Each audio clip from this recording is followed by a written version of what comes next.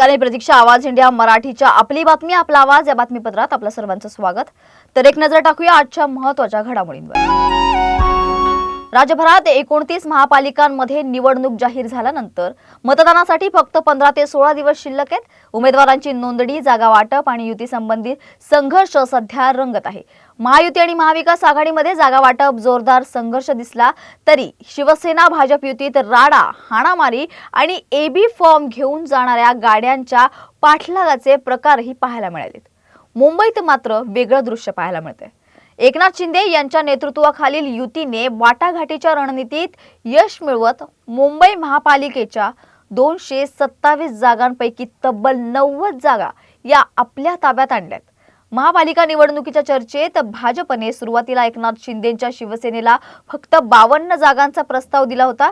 शिंदेच्या बंडानंतर 39 नगरसेवक आणि इतर पक्षातील 21 नगरसेवक शिवसेनेत सामील झाले, ज्यामुळे शिंदेकडे एकूण 60 सिटिंग्स मिळाल्यात. परंतु वाटाघाटीत शिंदेंनी पुन्हा मागील 84 जागा मिळवल्या आणि शेवटी 90 जागांपर्यंत आपली मागणी वाढवली. उदय सामंत आणि राहुल शेवाळे यांच्या नेतृत्वाखालील शिंदे सेनेने यशस्वी वाटाघाटी करून भाजपच्या सुरुवातीच्या ऑफरवर मात केली आहे.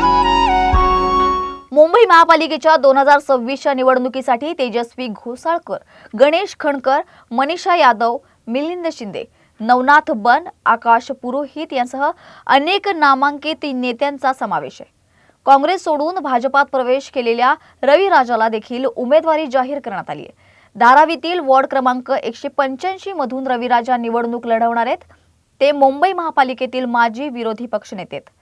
मुंबईसह राज्यातील सर्व महापालिकांमध्ये मतदान हे 15 जानेवारी 2026 रोजी होणार आहे, तर मतमोजणी ही 16 जानेवारी 2026 ला होणार आहे. हे डबल इंजिन सरकार आहे. तिकडे मोदी साहेबांचं नेतृत्व आहे दिल्लीमध्ये, महाराष्ट्रामध्ये देवाभाऊचं नेतृत्व आहे आणि तिसरा जे आहे मुंबईचे महापौर जे आहे महायुतीच्या तिकडे बसणार आहे. कोणी थांबू शकत नाही. आणि जे ते तुम्ही बघा गेले 3-4 इलेक्शनमध्ये ते कधी राष्ट्रवादीच्या सोबत जातात, कधी वंचितच्या सोबत जातात, कधी समाजवादीच्या सोबत जातात.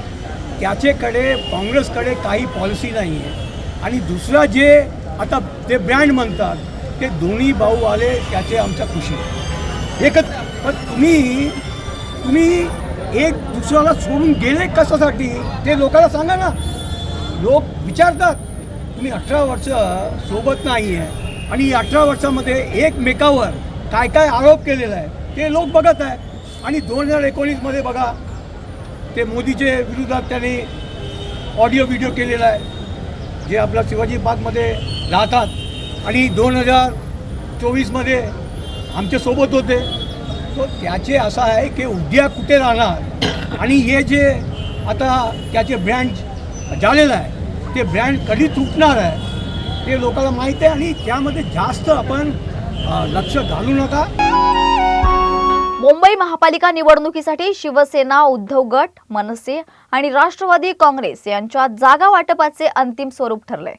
शिवसेना उद्धव गट 165 जागांवर निवडणूक लढवेल, तर मनसे 52 जागांवर आणि राष्ट्रवादी काँग्रेस हे 10 जागांवर उमेदवार उभे करतील. तर मनसेने सुरुवातीला 60 ते 65 जागांची मागणी केली होती, तर राष्ट्रवादी काँग्रेसने 25 जागा मागितल्या होत्या. अखेर दोन्ही पक्षांना त्यांच्या मागण्यांपेक्षा कमी जागांवर समाधान मानावं लागले. मनसे नेते संदीप देशपांडे यांनी मुंबईचा पुढील महापौर हा मराठीच असेल आणि तो ठाकरेंच्या विचारांचा असेल असा ठाम निर्धार व्यक्त केलाय. प्रचारादरम्यान त्यांनी भाजपवर परप्रांतीय महापौर बसवण्याचा डाव आखल्याचा आरोप करत टीका केली. मनसेने वॉर्ड क्रमांक 192 मधून यशवंत किल्लेदार यांना उमेदवारी दिली असून त्यांच्यात अर्ज भरण्यावेळी मोठ्या संख्येने कार्यकर्ते आणि पदाधिकारी उपस्थित होते. यावेळी बोलताना संदीप देशपांडे म्हणाले की मराठी माणसाची एकजूट पाहून विरोधक अस्वस्थ झालेत. महापालिकेत भ्रष्टाचाराचा डोंगर उभा करणाऱ्यांना आता घरी पाठवण्याची वेळ आली असल्याचंही त्यांनी यावेळी स्पष्ट केलंय. मुंबई महापालिकेच्या निवडणुकीत महायुतीला मोठा धक्का बसलाय. केंद्रीय राज्यमंत्री रामदास आठवले यांनी महायुतीने जागा वाटपात विश्वासघात केला असल्याचा आरोप केला असून रिपाईकडून आता स्वतंत्र उमेदवार मैदानात उतरवण्याचा निर्णय घेतला आहे. तर मुख्यमंत्री देवेंद्र फडणवीस यांनी रिपाईसाठी भाजपच्या कोट्यात जागा देण्याचे निर्देश दिले होते. मात्र उमेदवारी अर्ज भरण्याआधी कोणतीही कार्यवाही न झाल्यानं आठवले यांनी मुंबई महापालिकेसाठी 39 रिपाई उमेदवारांची यादी जाहीर केली आहे. मुंबईतील आंबेडकरी समाजावर रामदास आठवले यांचा मोठा प्रभाव असून या समाजाचे मत महायुतीकडून रिपाईकडे वळू शकतं. खास करून दलित टक्का जास्त असलेल्या वॉर्डमध्ये भाजप आणि शिंदे गटासाठी हा मोठा आव्हान ठरू शकतं आणि महानगरपालिकेच्या निवडणुकीत 100 ते 200 मतही निर्णायक ठरू शकतात. त्यामुळे आता भाजप शिंदे गटाने रिपाईला आपल्या बरोबर टिकवण्यासाठी कोणती रणनीती राबवते हे पाहणं महत्त्वाचं ठरणार आहे. त्याच्यामध्ये ती एक मोठ्या प्रमाणातली अस्वस्थता आहे आणि त्याचा परिणाम स्वरूप आम्ही याच्यामध्ये आता भूमिका घेत आहोत. आणि ही भूमिका घेत असताना निश्चितपणे आम्ही कुठल्याही प्रकारे युतीला तडा जाईल अशा प्रकारचं वर्तन आमचं असणार नाही. जे आत्तापर्यंत 2014 पासून जितकी इलेक्शन झाली ती 2012 त्या प्रत्येक इलेक्शनमध्ये महायुतीसोबत रिपब्लिकन पक्ष फार मोठ्या यानं जोमान उभा राहिला आहे आणि याचा फायदा निश्चितपणे त्यांना मिळाला. अगदी मोदी साहेबांना पंतप्रधान होणं, फडणवीस साहेब मुख्यमंत्री होणे याच्यामध्ये रिपब्लिकन पक्षाचा फार मोठा सिंहाचा वाटा आहे. त्याचबरोबर रिपब्लिकन पक्षाला फार काही आत्तापर्यंत मिळालं नाही. अतिशय त्याग बुद्धीनं कार्यकर्त्यांनी काम केलं आहे आणि कार्यकर्त्याची अपेक्षा होते कमीत कमी कार्यकर्त्यांसाठी म्हणून ही जी महापालिकेचं इलेक्शन असेल किंवा खालच्या नगरपालिकेचे इलेक्शन्स असतील किंवा जिल्हा परिषद कुठली काय असतील या इलेक्शन्समध्ये तरी आमचा मान सन्मान राखला जावा. परंतु या ठिकाणी मान सन्मान राखलेलं दिसत नाही. त्या संदर्भात आम्ही योग्य तो विचार करून असा निर्णय घेतला की स्वतंत्रपणे आपण आता लढवूया, आपल्या याच्यावर आपली ताकद आजमवूया. म्हणून MMRDA प्रदेशमध्ये सर्व महानगरपालिकांमध्ये जसे की मुंबई महानगरपालिका आहे, ठाणा महानगरपालिका आहे, नवी मुंबई महानगरपालिका आहे, वसई महानगरपालिका आहे, मीरा भाईंदर महानगरपालिका आहे, भिवंडी महानगरपालिका आहे, कल्याण डोंबिवली महानगरपालिका आहे आणि तुमची उल्हासनगर नगरपालिका. या ठिकाणी आम्ही एकतर स्वतंत्रपणे लढू किंवा अन्यथा महायुतीमधला जो घटक पक्ष असेल त्याच्यावर आम्ही कोलॅबरेशन करू आणि इलेक्शन लढू. परंतु आमच्या कार्यकर्त्यांना जास्तीत जास्त कशी संधी मिळेल याची आम्ही तजवीज करू. मुख्यमंत्री देवेंद्र फडणवीस यांनी निवडणुका जाहीर होताच भाजप शिवसेना युती जाहीर केली होती. मात्र जागा वाटप आणि बैठकींमुळे काही गोंधळ निर्माण झाला होता. शिवसेनेचे पुणे शहराध्यक्ष नाना भानगिरे यांच्या मते पक्षातील 70 ते 80 कार्यकर्त्यांनी अर्ज भरलेत ज्यासाठी AB फॉर्म दिले गेले. त्यामुळे पुण्यात युती तुटल्याची चर्चा झाली होती. मात्र पक्षाचे नेते आणि मंत्री उदय सामंत यांनी स्पष्ट केलं की पुण्यात युती तुटलेली नाही.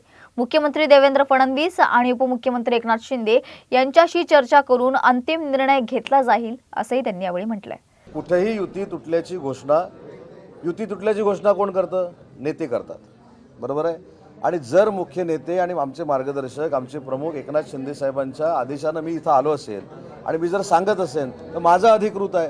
मी सांगितलं की पदाधिकाऱ्यांच्या भावनेच्या भरामध्ये काही वक्तव्य गेली असतील. मुंबई महापालिका निवडणूक 2026च्या पार्श्वभूमीवर नवाब मलिक आणि विधानसभा अध्यक्ष राहुल नार्वेकर यांच्या कुटुंबातील प्रत्येक 3 सदस्य हे निवडणूक लढवत असल्याची माहिती समोर येते. नवाब मलिक यांच्या कुटुंबातून भाऊ कप्तान मलिक, बहीण डॉक्टर सईदा खान आणि कप्तान मलिका खान यांच्या सून बुशरा नदीम मलिक यांनी उमेदवारी अर्ज दाखल केलाय. दुसरीकडे भाजपकडून राहुल नार्वेकर यांचे बंधू मकरंद नार्वेकर, वहिनी हर्षिता नार्वेकर आणि चुलत बहीण गौरवी शिवलकर नार्वेकर यांनी उमेदवारी अर्ज दाखल केलाय. यामुळे पक्षाच्या धोरणावर प्रश्नचिन्ह निर्माण झालंय. कारण भाजपने महापालिका निवडणुकीत आमदार खासदारांच्या नातेवाईकांना तिकीट न देण्याचा निर्णय घेतल्याचं जाहीर केलं होतं. उमेदवारी अर्ज भरण्याचा आज शेवटचा दिवस होता. मतदान 15 जानेवारी रोजी होणार आहे आणि निकाल हा 16 जानेवारीला लागणार आहे. तर एकाच घराण्यातील 3 उमेदवार निवडणूक रिंगणात असल्याने ही फाईट संपूर्ण मुंबईत राजकीय चर्चेचा विषय बनली आहे. छत्रपती संभाजीनगर महानगरपालिकेच्या निवडणुकीसाठी भाजपाने उमेदवारांची निवड जाहीर केली आहे. तरी काही इच्छुक उमेदवारांना तिकीट न मिळाल्याने नाराजी व्यक्त केली जाते. प्रभाग क्रमांक 20 मधील महिला कार्यकर्ता दिव्या उल्हास मराठे यांनी उमेदवारी नाकारल्याचा निषेध व्यक्त करत भाजप कार्यालयाबाहेर आंदोलन केलं. दिव्या मराठे म्हणाल्यात की पक्षासाठी त्यांनी 18 वर्ष मेहनत केली. तर घरदार बाजूला ठेवून काम केलं. पण आता जुन्या कार्यकर्त्यांमुळे दुर्लक्ष केलं जात आहे.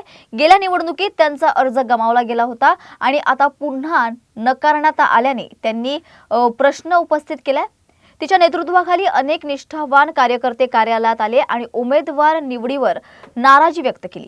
काही कार्यकर्त्यांनी नेत्यांच्या केबिनमध्ये प्रवेश करण्याचा प्रयत्न केला, पण पोलिसांनी हस्तक्षेप केल्यामुळे मोठा अनर्थ टळला. दिव्या मराठे आणि इतर कार्यकर्त्यांचे आरोप आहेत की निवडणूक लढवण्यासाठी त्यांनी नोकऱ्या सोडल्या आणि तरी ही उमेदवारी नाकारण्यात आली. पुणे महापालिका निवडणुकीच्या पार्श्वभूमीवर भाजप आणि शिंदे सेना यांच्यातील युती जागा वाटपाच्या वादामुळे तुटल्याचं स्पष्ट झालंय. भाजपकडून शिवसेनेला केवळ 15 ते 16 जागांचा प्रस्ताव देण्यात आला होता, तर शिवसेना 30 ते 40 जागांची मागणी करत होती. भाजपकडून ठोस उत्तर न मिळाल्याने शिवसेनेच्या स्थानिक नेत्यांनी बैठक केली आणि त्यातून युती तोडण्याचा निर्णय जाहीर करण्यात आला. शिवसेनेचे पुणे शहराध्यक्ष नाना भानगिरे यांनी पुण्यात भाजपसोबत युती होणार नसल्याचं स्पष्ट करत शिवसेना स्वबळावर सर्व 165 जागांवर निवडणूक लढवणार असल्याची घोषणा केली. इच्छुक उमेदवारांना एबी फॉर्म देण्यात येणार असून आतापर्यंत 70 ते 80 जणांनी अर्ज भरल्याची माहिती आता समोर आली आहे. तर जागा वाटपाचा तिढा न सुटल्याने अखेर पुण्यातील भाजप शिवसेना युती फिसकटल्याचं चित्र स्पष्ट झालंय. नाशिक महापालिका निवडणुकीसाठी उमेदवारी अर्ज भरण्याचा आज शेवटचा दिवस असताना भाजपच्या तिकीट वाटपाचा थरार चव्हाट्यावर आलाय. भाजप शहराध्यक्ष सुनील केदार यांच्या गाडीचा इच्छुक उमेदवारांकडून थेट एबी फॉर्मसाठी पाठलाग करण्यात आल्याची घटना नाशिक मुंबई महामार्गावर घडली. या ताफ्यात आमदार राहुल ढिकले आणि आमदार सीमा हिरे यांचाही समावेश असल्याची माहिती आहे. निष्ठावंत कार्यकर्त्यांना डावलून ऐनवेळी इतरांना तिकीट दिल्याचे पक्षांतर्गत असंतोष उफाळून आला असून पंचवटी आणि नवीन सिडको परिसरातील उमेदवार रस्त्यावर उतरल्याचे चित्र पाहायला मिळते. दरम्यान धोत्रे खून प्रकरणात कारागृहात असलेले माजी नगरसेवक उद्धव निमसे यांचे पुत्र रिद्धीश निमसे यांना भाजपकडून उमेदवारी जाहीर करण्यात आली आहे. यामुळे राजकीय वर्तुळात चर्चांना उधाण आलं असून नाशिकची महापालिका निवडणूक अधिकच रंगतदार बनली आहे. ठाणे शहरातील काँग्रेस कार्यालयात आगामी मुंबई महानगरपालिका निवडणुकीसाठी उमेदवारी अर्ज वाटपाचा प्रक्रियेदरम्यान मोठा गोंधळ आणि अंतर्गत वाद निर्माण झाला. फॉर्म वाटप सुरू असतानाच पक्षातील कार्यकर्त्यांमध्ये मतभेद सुरू होऊन शिवीगाळ आणि धक्काबुक्की सुरू झाली. या घटनेमुळे पक्षातील अंतर्गत कलह सार्वजनिकरित्या समोर आलाय. घटनेची माहिती मिळताच ठाणे नगरपालिका तात्काळ घटनास्थळी दाखल झाली आणि कायदा आणि सुव्यवस्था राखण्यासाठी मोठ्या संख्येने पोलीस बंदोबस्त तैनात करण्यात आले होते. ठाणे जिल्हा काँग्रेस अध्यक्ष विक्रांत चव्हाण आणि इतर कमिटी निरीक्षकांकडून एबी फॉर्म वाटप सुरू असतानाच हा प्रकार घडला. महाराष्ट्र लोकसेवा आयोगाच्या अध्यक्षपदी ज्येष्ठ IAS अधिकारी विवेक लक्ष्मीकांत भीमनवार यांची नियुक्ती करण्यात आली आहे. राज्य शासनाच्या सामान्य प्रशासन विभागाने याबाबतचा अधिकृत निर्णय जाहीर केलाय.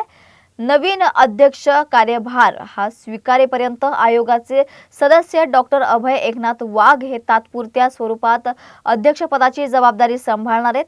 2009 बॅचचे महाराष्ट्र कॅडरचे IAS अधिकारी असलेले विवेक भीमनवार यांनी LLB आणि MSCचे उच्च शिक्षण घेतलं असून प्रशासकीय सेवेचा त्यांना प्रदीर्घ अनुभव आहे. ते यापूर्वी महाराष्ट्र शासनात परिवहन आयुक्त म्हणून कार्यरत होते. त्यांच्या कार्यकाळात परिवहन विभागात अनेक सुधारणा राबवण्यात आल्यात. तसेच नागरिकाभिमुख निर्णय घेतले गेले. मुंबई महानगर प्रदेशातील बेकायदेशीर बाईक टॅक्सी सेवांवर कारवाई करून प्रवाशांच्या सुरक्षिततेसाठी त्यांनी ठोस भूमिका घेतली होती. त्यांच्या अनुभवामुळे आणि कार्यशैलीमुळे MPSCच्या कामकाजाला नवी दिशा मिळेल अशी अपेक्षा व्यक्त केली जाते. तर आपली बातमी आपला आवाज या बातमीपत्रात आपण इथेच थांबत आहोत. मात्र पुन्हा भेटूया अशाच महत्त्वाच्या घडामोडींसोबत. तोपर्यंत पाहत रहा आवाज इंडिया मराठी.